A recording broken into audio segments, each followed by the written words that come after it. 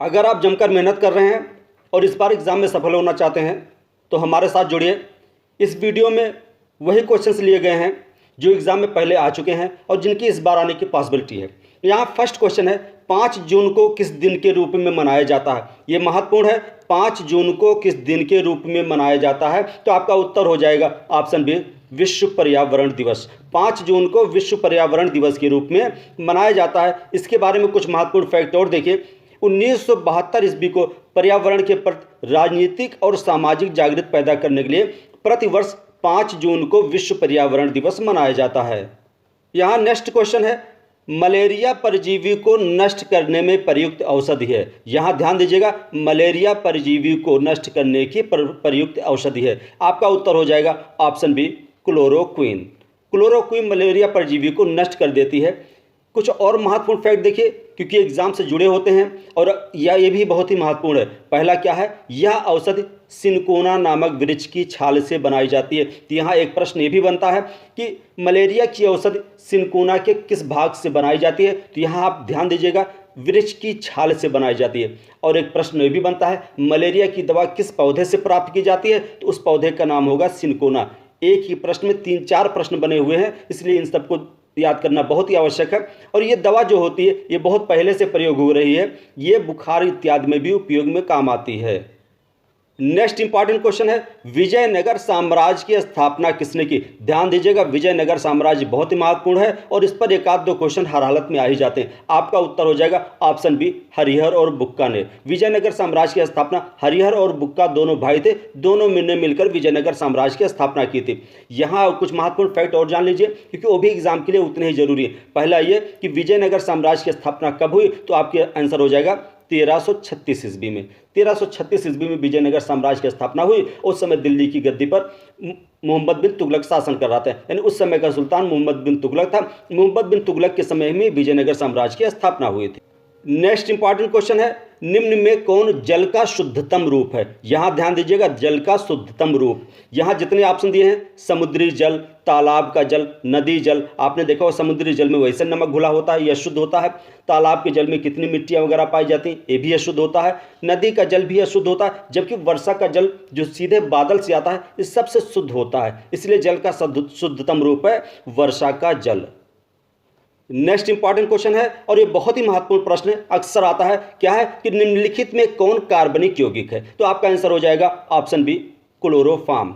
Chloroform एक कार्बनिक यौगिक है। बाकी जितने भी जल है, धावन सोडा है, ये नमक है, ये कोई भी कार्बनिक यौगिक नहीं है। तो आपका आंसर हो जाएगा ऑप्शन ए, क्लोरोफॉर्म। क्लोरोफॉर्म की दवा भी बनाई जाती है और कोई बेहोशी की अगर किसी को बेहोश करना है तो उसको भी क्लोरोफॉर्म सुंघाकर बेहोश किया जा सकता है। तो आपका उत्तर हो जाएगा, इसमें कौन कार्बनिक यौगिक है। तो क्लोरोफॉर्म एक प्रकार का कार्बनिक यौगिक है।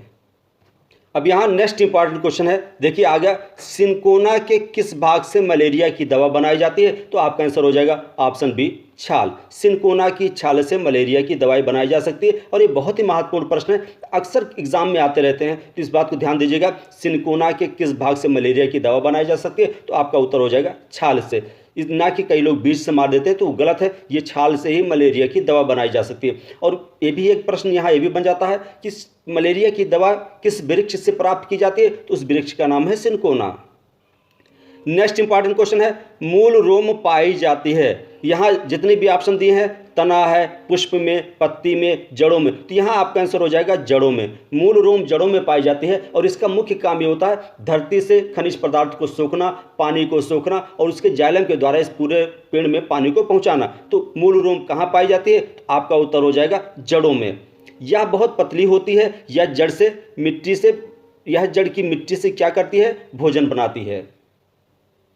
नेक्स्ट इंपॉर्टेंट क्वेश्चन है, किस विटामिन की कमी से रक्त का थक्का बनना प्रभावित होता है। यानी अगर आपको चोट लग जाए तो आपका रक्त ना बहे, रक्त बहता रहे, रुके ना, तो वही होता है रक्त का थक्का ना बनना। ये प्रभावित होता है किस विटामिन से। यहाँ 4 आपके ऑप्शन दिए हैं, विटामिन के, विटामिन ए, विटामिन सी और विटामिन डी। यहाँ सबसे सही उत्तर होगा आपका ऑप्शन है विटामिन के। विटामिन के की कमी से रक्त का थक्का नहीं बनता। अगर आपकी चोट लग जाती है तो आपका रक्त लगातार बहता रहता है, जल्दी से रुकता नहीं है। जबकि विटामिन ए की कमी से आपने देखा होगा रतौंधी रोग होता है, विटामिन सी की कमी से स्कर्वी रोग होता है और विटामिन डी की कमी से रिकेट्स रोग होता है, जिसमें आपकी हड्डियां कमजोर हो जाती है। तो आपका आपका उत्तर हो जाएगा विटामिन के की कमी से रक्त का थक्का नहीं बनता है। इसके साथ बाकी विटामिन के बारे में थोड़ा जानकारी ले लीजिए, क्योंकि विटामिन से क्वेश्चन जरूर आते हैं। नेक्स्ट इंपॉर्टेंट क्वेश्चन है, क्वाशियोरकर रोग किसकी कमी से होता है? तो यहां महत्वपूर्ण प्रश्न है, क्वाशियोरकर रोग और एक रोग आता है मेरस्मस। ये दोनों रोग बहुत ही महत्वपूर्ण है और दोनों रोग प्रोटीन की कमी से होते हैं, यानी प्रोटीन की कमी से क्वाशियोरकर रोग भी होता है और प्रोटीन की कमी से मेरस्मस भी रोग होता है। क्वाशियोरकर रोग में आपने देखा हो कई बच्चे ऐसे होते हैं जिनका पेट फूल आता है, यानी पेट निकल आता है, लेकिन हाथ पैर बहुत पतला होता है। ऐसे बच्चों को क्वाशियोरकर की बीमारी होती है। और कई बच्चे आपने ऐसा देखा जो एकदम पतले पतले होते हैं, उनकी हड्डियां तक दिखती है, ऐसे बच्चों को मेरस्मस की बीमारी होती है। तो दोनों ही बीमारियां महत्वपूर्ण है, क्वाशियोरकर और मेरस्मस, और दोनों ही प्रोटीन की कमी से होती है। तो यहाँ आपका आंसर हो जाएगा यह रोग प्रोटीन की कमी से होता है। नेक्स्ट इंपॉर्टेंट क्वेश्चन है, किस ब्लड ग्रुप में प्रतिजन अनुपस्थित रहता है? तो यहां ध्यान दीजिएगा, प्रतिजन अनुपस्थित रहता है, अनुपस्थित पर ध्यान दीजिएगा। तो आपका आंसर यहां हो जाएगा ऑप्शन डी, ग्रुप ओ, यानी ब्लड ग्रुप ओ में कोई भी प्रतिजन या कोई भी एंटीजन नहीं पाया जाता है। इसलिए ब्लड ग्रुप ओ की क्या खास बात है कि किसी को भी दिया जा सकता है, यानी आप ए को, बी को, ए बी, यानी तीनों ब्लड ग्रुप को ब्लड ग्रुप ओ दिया जा सकता है। क्यों दिया जा सकता है? क्योंकि इसमें कोई भी प्रतिजन नहीं पाया जाता है। दोनों एंटीबॉडी, यानी ए एंटीबॉडी, एंटीबॉडी बी, ये दोनों एंटीबॉडी तो ओ में पाए जाते हैं, लेकिन कोई प्रतिजन नहीं पाया जाता है। इसलिए आपका आंसर हो जाएगा ऑप्शन ओ।